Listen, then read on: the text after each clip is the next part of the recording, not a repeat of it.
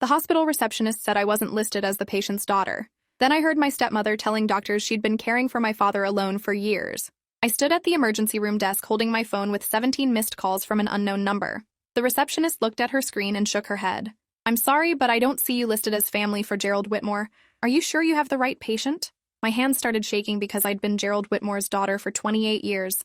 I showed her my driver's license with his address from before I moved out. She typed something and frowned. "The only family contact we have is his wife, Diane Whitmore.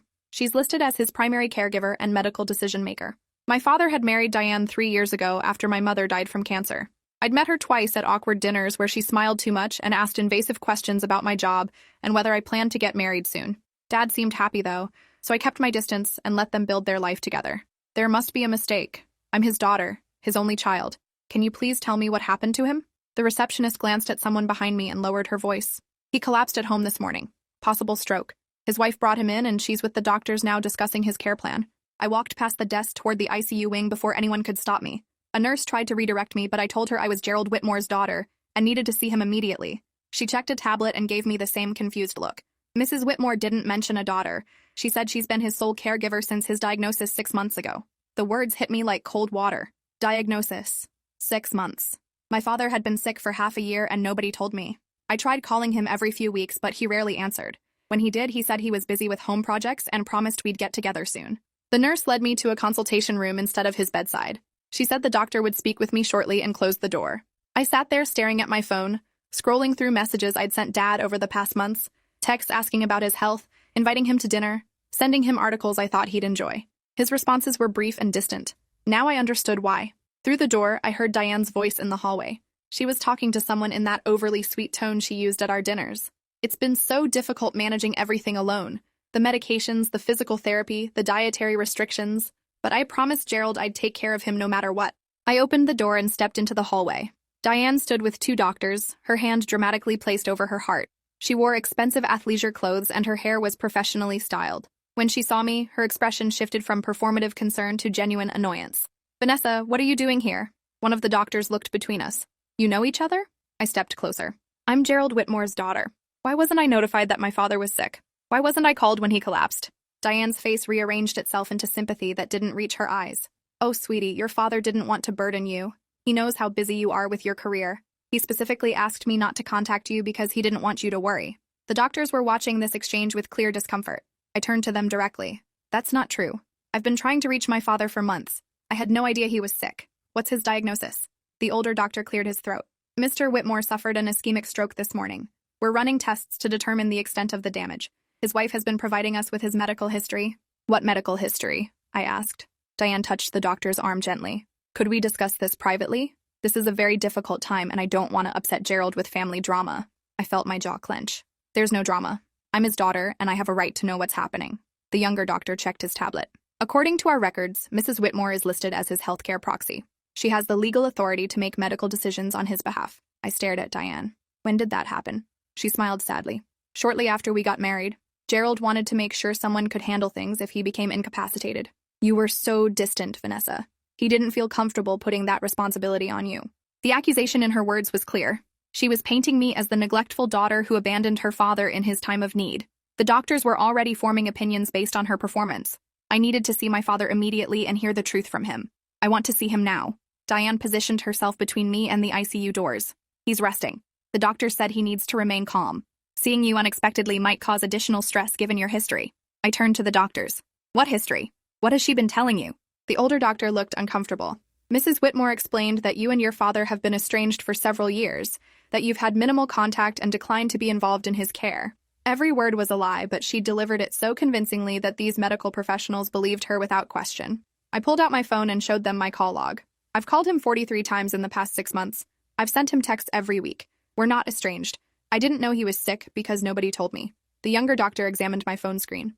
"Have you visited him during this time?" "He lives 2 hours away, and every time I suggested visiting, he said he was too busy." Now I know why. She was keeping us apart. Diane made a soft sound of distress. "Vanessa, please. I know you're upset, but making accusations won't help your father. The truth is, you haven't been part of his daily life for years. I'm the one who's been here cooking his meals, managing his medications, taking him to appointments. Where were you during all of that?" The question hung in the air and I had no good answer. I'd been living my life, working my job, assuming my father was fine. I'd trusted that he would tell me if something was wrong. I'd never imagined someone would actively work to cut me out. A nurse approached and spoke quietly to the doctors. They nodded, and the older one turned to Diane. "He's awake. You can see him now." Diane thanked them and started toward the ICU. I followed, but she stopped and faced me. "I really think it's best if I see him first. Let me explain that you're here so he doesn't get confused or agitated." I pushed past her and kept walking. She called after me, but I was already through the doors. A nurse tried to intercept me, but I told her I was going to see my father, and she could either show me which room or I'd check every single one.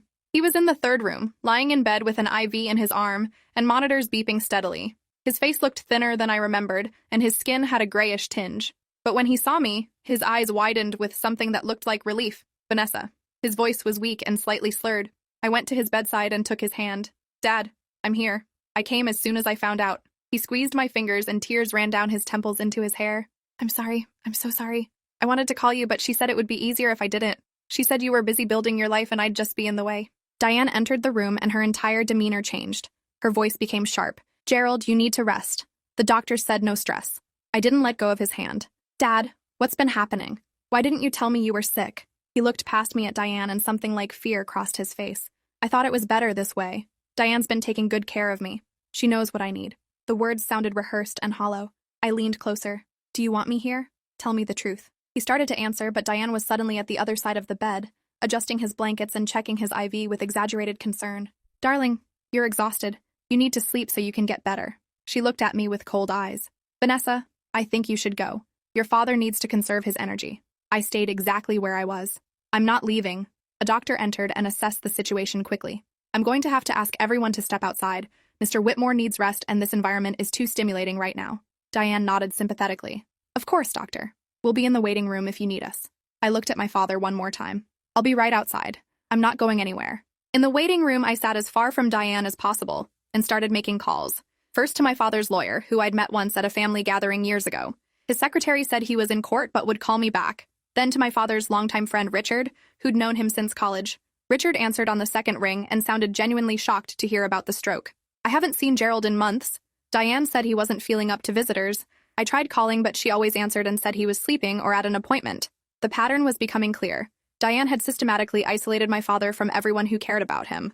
I asked Richard if my father had seemed different before Diane came into his life. He was quiet for a moment. "After your mother passed, Gerald was lost. Diane appeared at exactly the right time. She was attentive and caring, and he needed that. But once they got married, things changed. He stopped coming to our poker games, stopped answering calls. The few times I did talk to him, he seemed distracted and tired. I thought he was just adjusting to married life." I thanked him and asked him to document everything he remembered about the past 3 years. He promised he would and said to call if I needed anything. The lawyer called back an hour later. I explained the situation and he listened without interrupting. When I finished, he said one word: undue influence. He explained that if Diane had manipulated my father into signing documents while he was vulnerable or cognitively impaired, those documents could potentially be challenged.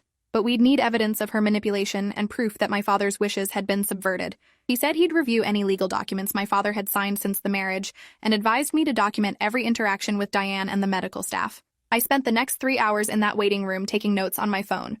Every conversation, every timeline detail, every instance of Diane controlling access to my father. A social worker appeared around 6 in the evening and asked to speak with me privately. In her office, she explained that she'd been assigned to my father's case and had some concerns about the family dynamics. "Mrs. Whitmore has been very involved in your father's care, which is wonderful. But some of her statements don't align with what we're seeing in his medical records. She claims he's been completely dependent on her for months, but his previous doctor's notes indicate he was fairly independent until recently." I leaned forward. "What else did you find?" The social worker chose her words carefully. "There are some inconsistencies in the medication records. Mrs. Whitmore provided a list of medications she says he's been taking, but they don't match what was prescribed by his primary care physician. Additionally, his financial records show some unusual activity that the hospital's billing department flagged." She slid a printout across the desk. It showed multiple charges to my father's credit card for medical equipment, home care services, and pharmacy bills. The amounts were staggering. Tens of thousands of dollars over 6 months. "Has any of this been reported?" I asked. The social worker nodded. "We're required to report suspected elder abuse to the state. An investigator will be assigned to the case. In the meantime, I wanted you to be aware of what we've found. Your father is vulnerable right now, and we want to ensure he's protected."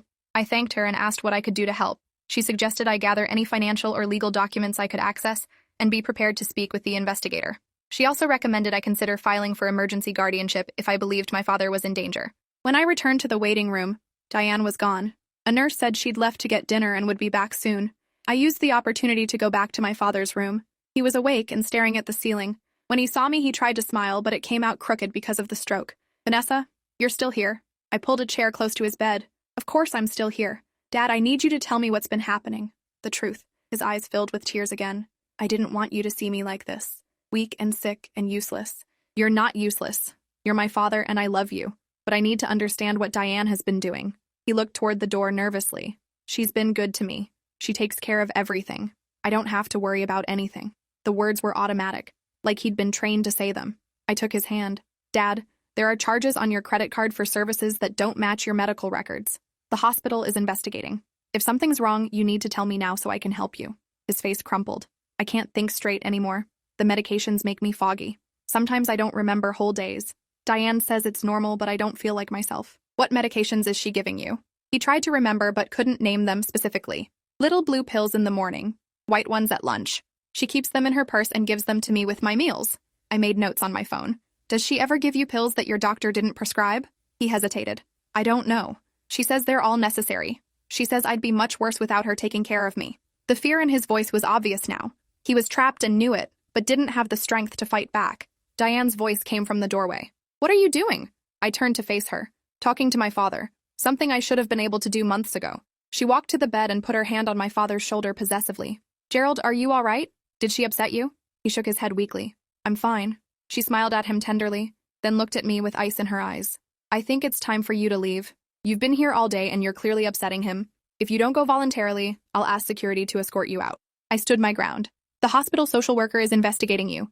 They found inconsistencies in Dad's medications and unusual financial activity. Whatever you've been doing, it's over. Diane's expression didn't change. I have no idea what you're talking about. I've done nothing but care for your father while you've been absent from his life. If there are any irregularities, I'm sure they're simple administrative errors. Now please leave before I call security. I looked at my father one more time. I'll be back tomorrow. I'm not abandoning you. In my car, I sat in the parking lot and called the lawyer back. I told him about the medications and the financial charges and the way Diane controlled every aspect of my father's life. He said it sounded like a clear case of elder abuse and financial exploitation. He'd start preparing paperwork for an emergency protective order and guardianship petition first thing in the morning. He also suggested I contact Adult Protective Services directly and file a formal complaint. I spent the next hour on the phone with a caseworker providing every detail I could remember. That night, I barely slept. I kept thinking about my father lying in that hospital bed, trapped by his own wife, isolated from everyone who loved him. I thought about all the times I'd called and he hadn't answered, all the visits I'd suggested that never happened. Every excuse and delay had been Diane's manipulation keeping us apart. By dawn, I'd compiled a timeline documenting 3 years of isolation and control. I printed everything and organized it into a folder for the investigator. At 8 in the morning, I was back at the hospital with coffee I couldn't drink and determination I could barely contain. The receptionist recognized me and called someone before I could ask to see my father. A security guard appeared with a hospital administrator. The administrator smiled politely and asked me to step into her office. Inside, she explained that Diane had filed a formal complaint claiming I was harassing her and disturbing my father's recovery. I understand this is a difficult situation, but we need to prioritize the patient's well-being. Mrs. Whitmore has requested that you be restricted from visiting until her husband is stable. I pulled out my folder and placed it on her desk. Before you make that decision, I need you to look at this. Your social worker is already investigating suspected elder abuse. I have documentation showing a pattern of isolation, financial exploitation, and possible medical manipulation. Restricting my access plays directly into the abuser's hands. The administrator opened the folder and started reading. Her expression grew more serious with each page. She picked up her phone and called someone, asking them to come to her office immediately. 5 minutes later, the social worker from yesterday arrived along with the hospital's legal counsel. They reviewed everything while I sat there with my hands clenched in my lap. The legal counsel asked pointed questions about the timeline and the financial records. The social worker cross-referenced my documentation with her own notes. Finally, the administrator looked at me. We're going to allow you access to your father, but we're also going to have a security presence to ensure there are no confrontations. Mrs. Whitmore will be notified that you have permission to visit. In the meantime, our investigation continues, and we'll be cooperating fully with Adult Protective Services. When I got to my father's room, Diane was already there. She saw me, and her face hardened. I specifically asked that you be kept away from him. I walked to my father's bedside. The hospital denied your request. I have every right to be here. My father looked exhausted and confused. Diane had clearly been talking to him before I arrived, probably reinforcing her narrative about me being the problem. A security guard stood near the door watching us carefully. I ignored Diane and focused on my father. Dad, do you remember our conversation yesterday about the medications? He nodded slowly. Some of it. I pulled out my phone and opened the Notes app. Can you tell me what medications you're supposed to be taking according to your doctor? He struggled to remember. Diane interrupted. This is ridiculous. He's recovering from a stroke. You can't expect him to remember medical details right now. I kept my eyes on my father. Dad, try to remember. It's important. He closed his eyes with effort. Blood thinner. Something for blood pressure. Pain medication for my back. I wrote it down. Anything else your doctor prescribed? He shook his head. I don't think so. I turned to Diane. What's in the little blue pills you give him every morning? Her jaw tightened. His medication. Everything prescribed by his doctor. I looked at the security guard. The hospital is investigating discrepancies between what she claims he's taking and what was actually prescribed. I'd like someone from the pharmacy to review his current medications and verify them against his prescriptions. The guard radioed for a nurse. Within minutes, a hospital pharmacist arrived and requested the list of medications my father was currently taking. Diane reluctantly pulled a pill organizer from her purse. The pharmacist examined each compartment and made notes. She left to check the prescriptions on file and returned 15 minutes later with a printout. Her expression was grim. 3 of these medications were not prescribed by Mr. Whitmore's physician. One is a powerful sedative. Another is a muscle relaxant that can cause cognitive impairment. The third is typically used for severe psychiatric conditions and has no indication in his medical history. The room went silent. Diane's face drained of color. There must be some mistake. I've been getting everything from his pharmacy. The pharmacist shook her head. These medications were filled at 3 different pharmacies using prescriptions that appear to have been called in by someone claiming to be his doctor. We're investigating how that happened. I looked at Diane. You've been drugging him, keeping him sedated and confused so he couldn't question what you were doing. She stood abruptly. I don't have to listen to these accusations. I've done everything for him. Everything. And this is how I'm repaid? She grabbed her purse and stormed toward the door. The security guard stepped in front of her. Ma'am, I need you to stay here. The hospital administrator wants to speak with you. 2 police officers arrived 30 minutes later. They'd been called by Adult Protective Services based on the hospital's findings. They interviewed my father first, then me, then Diane separately. My father was groggy and struggled to give clear answers, but he confirmed he'd been feeling increasingly confused and unable to make decisions on his own. I provided all my documentation and the timeline of isolation. Diane maintained she'd done nothing wrong and was being victimized by a vindictive stepdaughter who resented her relationship with my father. The detective in charge looked at the medication evidence and the financial records the hospital had flagged. She told Diane she was being detained for questioning regarding suspected elder abuse and fraud. Diane's composure finally cracked. She started crying and insisting she loved my father and only wanted to take care of him. The detective was unmoved. They took her away in handcuffs while my father watched in stunned silence. When they were gone, he looked at me with tears streaming down his face. I didn't know. I thought she loved me. I sat with him and held his hand while he cried. I'm so sorry, Dad. I should have pushed harder to see you. I should have known something was wrong. He shook his head weakly. She was very convincing. After your mother died, I was so lonely. Diane made me feel cared for. By the time I realized she was controlling everything, I didn't have the strength to fight back. The medications made it impossible to think clearly. I promised him we'd get through this together and he'd never be isolated again. Over the next week, the investigation expanded. Detectives discovered Diane had accessed my father's bank accounts and transferred over $80,000 to accounts in her name. She'd taken out credit cards in his name and maxed them out on purchases for herself. The medications had been obtained through forged prescriptions she'd called into pharmacies claiming to be his doctor's office. She'd systematically cut off his contact with friends and family to prevent anyone from noticing what she was doing. The evidence was overwhelming. My father's doctor adjusted his medications, and within days, his cognitive function improved dramatically. He remembered things more clearly and could articulate what had been happening to him. He told police that Diane had been pressuring him to add her name to his house deed and update his will to leave everything to her. He'd resisted at first, but the medications made him too confused to fight effectively. She'd convinced him that I didn't care about him and would try to take his money if given the chance. Every lie had been calculated to isolate him further. The district attorney charged Diane with elder abuse, fraud, identity theft, and obtaining controlled substances through deception. The judge denied bail based on the severity of the charges and the evidence she'd been systematically exploiting a vulnerable adult. My father filed for divorce immediately, and his lawyer worked to freeze all joint accounts and reverse fraudulent transactions. The recovery process would take months, but at least it had started. I took a leave of absence from work to help coordinate my father's care. He moved into a rehabilitation facility to continue recovering from the stroke and regain his strength. His doctors said the medications Diane had been giving him had likely contributed to his declining health and may have even triggered the stroke. Without those drugs in his system, he was alert and engaged again. He asked about friends he hadn't seen in years and wanted to reconnect with the life Diane had stolen from him. Richard visited frequently and brought other old friends who were shocked by what had happened. They all said they'd suspected something was wrong, but Diane had been so convincing in her excuses. My father apologized repeatedly to everyone for pushing them away. They assured him none of it was his fault, and they were just glad he was recovering. Watching him rebuild those connections made me realize how completely Diane had dismantled his entire support system. The trial happened 6 months later. I sat in the courtroom every day watching Diane try to maintain her victim narrative. The prosecution presented the medication evidence, the financial records, and testimony from my father, his doctors, and the hospital staff. Her defense claimed she'd been acting in my father's best interest, and any financial irregularities were misunderstandings. The jury deliberated for 3 hours and found her guilty on all counts. The judge sentenced her to 12 years in prison and ordered her to pay full restitution. My father and I left the courthouse together, and he looked lighter than he had in years. "It's finally over," he said. I squeezed his arm. "Now we can focus on moving forward." He'd regained most of his physical strength, and his mind was sharp again. He'd moved into a small apartment near me, and we had dinner together twice a week. He'd rejoined his poker group and started volunteering at a senior center. The life Diane had tried to destroy was being rebuilt piece by piece. One evening over dinner, he thanked me for not giving up on him. "You saved my life, Vanessa. If you hadn't fought to see me that day, I don't know what would have happened." I told him I'd always fight for him. That's what family does. We talked about my mother and how much she'd loved him. He said he felt guilty for letting Diane manipulate him so soon after losing her.